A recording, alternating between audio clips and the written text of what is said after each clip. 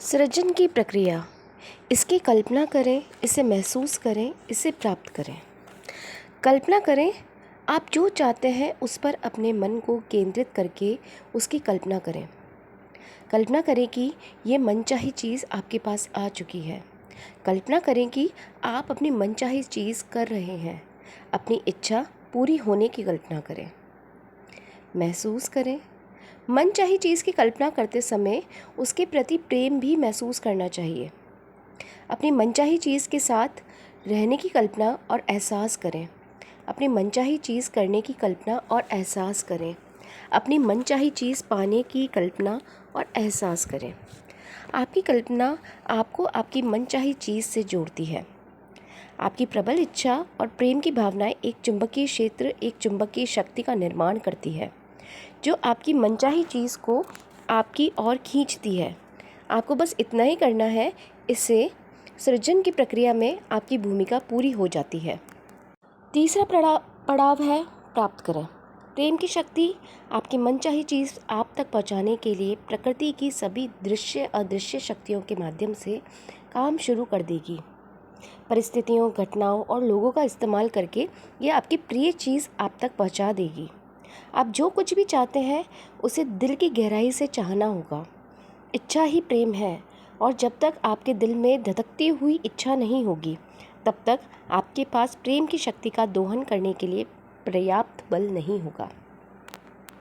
आप जो चाहते हैं उसे आपको पूरी शिद्दत से उसी तरह चाहना होगा जिस तरह कोई खिलाड़ी खेलना चाहता है, कोई नृत्यांगना नाचना चाहती है और कोई पेंटर पेंटिंग बनाना चाहता है।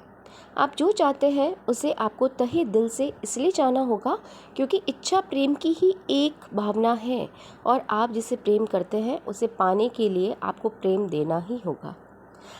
आप अपने जीवन में चाहे जो बनना चाहें, आप अपने जीवन में चाहे जो करना चाहें, आप अपने जीवन में चाहे जो पाना चाहें, सृजन की प्रक्रिया समान रहती है।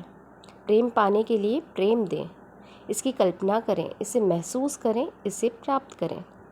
सृजन की प्रक्रिया के दौरान ये कल्पना और एहसास करें कि आप जो चाहते हैं वे आपके पास पहले से ही है। इस एहसास को स्थायी बना लें और इसे परे ना होने दें।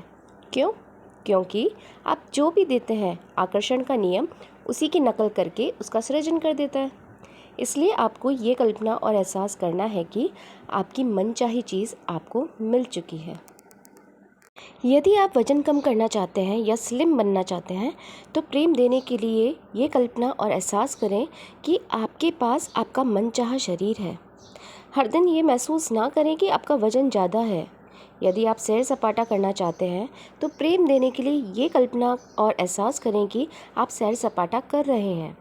हर दिन ये महसूस ना करें कि आपके पास सैर सपाटा करने के लिए पैसा नहीं है। यदि आप किसी खेल, अभिनय, गायन, वादन, शौक या फिर अपने काम काज में बेहतर बनना चाहते हैं हो तो वैसा बनने की कल्पना और एहसास करते हुए प्रेम दें। यदि आप जीवन साथी या किसी अन्य व्यक्ति के साथ मधुर संबंध चाहते हैं तो प्रेम देने के लिए ये कल्पना और एहसास करें कि वैसा संबंध बन जाने पर जीवन कैसा होगा। आस्था उस पर यकीन करना है जिसे आपने अब तक देखा ही नहीं है, और इसका पुरस्कार ये है कि आपने जिस पर यकीन किया है वे आपको दिख जाता है। इसका एक उदाहरण मेरे पास मौजूद है। एक युवती ने जब पहल इस सिद्धांत को आजमाया तो उसने सफ़ेद केला लिली नामक एक खास फूल को आकर्षित करने का सोचा। उसने कल्पना की कि वह उस फूल को हाथ में थामे है, उसकी खुशबू ले रही है और उसका कोमल स्पर्श महसूस कर रही है। 2 सप्ताह बाद वह डिनर के लिए एक सहेली के घर गई। वहाँ टेबल के बीचों बीच सफ़ेद केला लिली का गुलदस्ता रखा था।